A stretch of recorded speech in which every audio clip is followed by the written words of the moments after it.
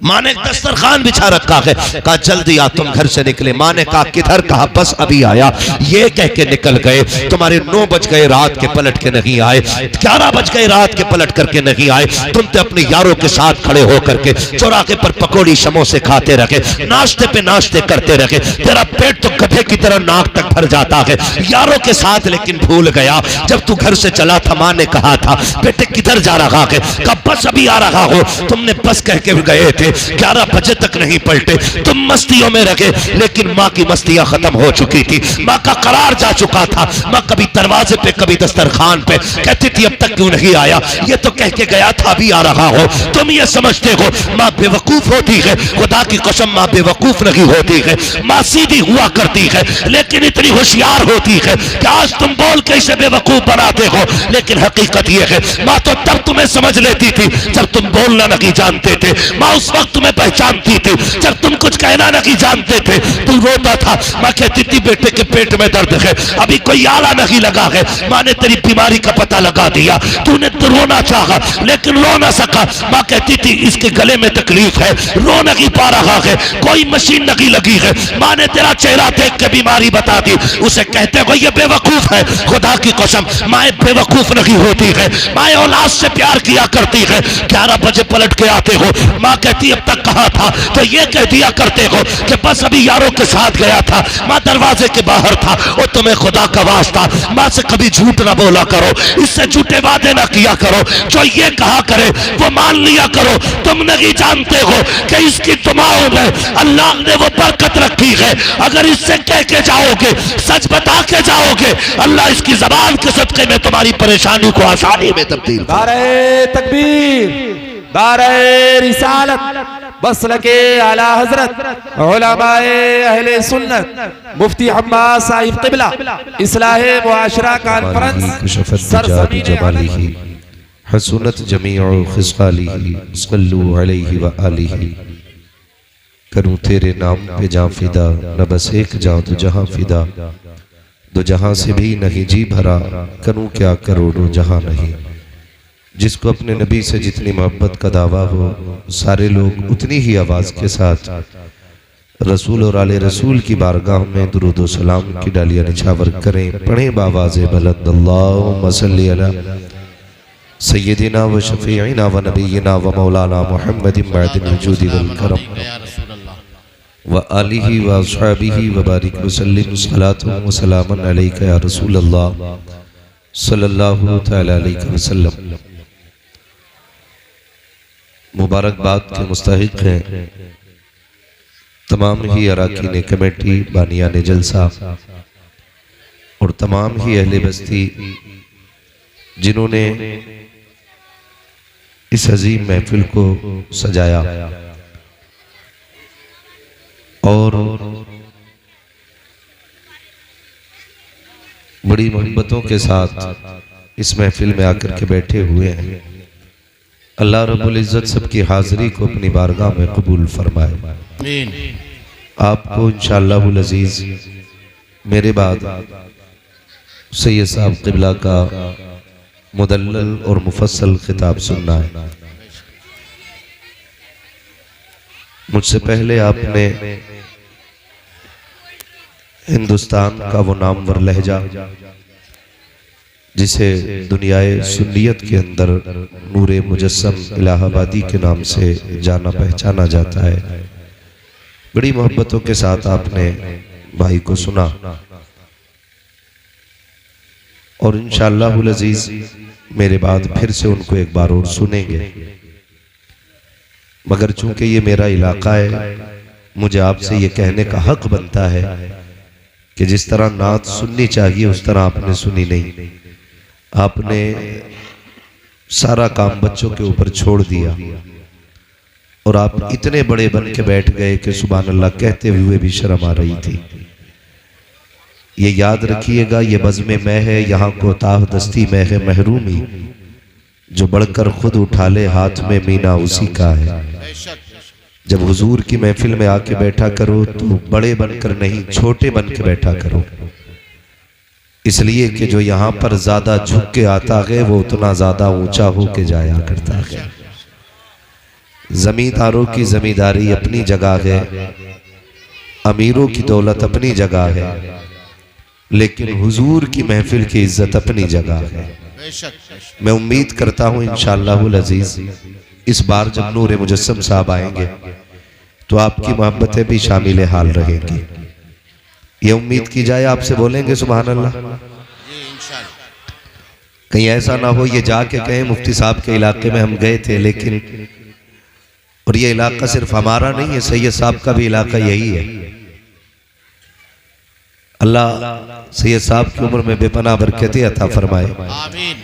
जहां जहां मुरादाबाद का नाम नहीं था वहां वहां सैयद साहब की तकरीर ने हमारे जिले का नाम पहुंचा दिया है।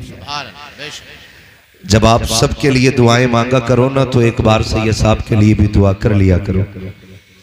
खास करके ये दुआ किया करो अल्लाह हासिदीन से हजरत की हिफाजत फरमाए। ये हमारी कौम का बहुत बड़ा सरमाया है और जब हालात पे गुफ्तगू करते हैं तो माशाअल्लाह मजा आता है।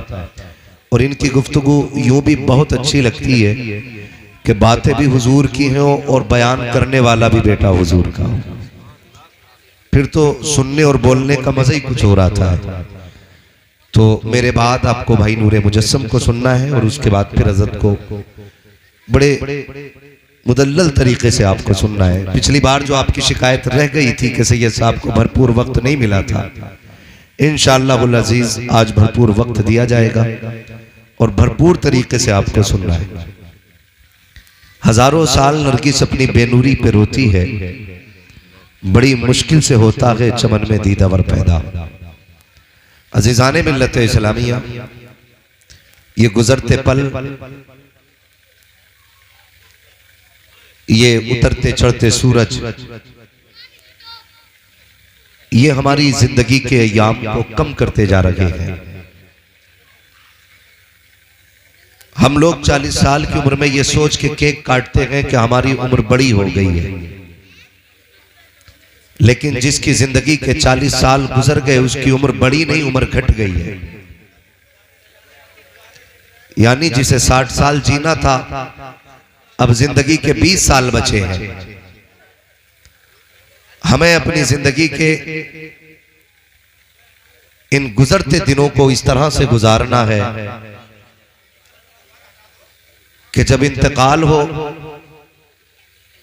तो अफसोस ना हो, बल्कि शान से ये कहते जाएं कि लहद में इश्क रुखे शह का दाग लेके चले, अंधेरी रात सुनी थी चराग लेके चले।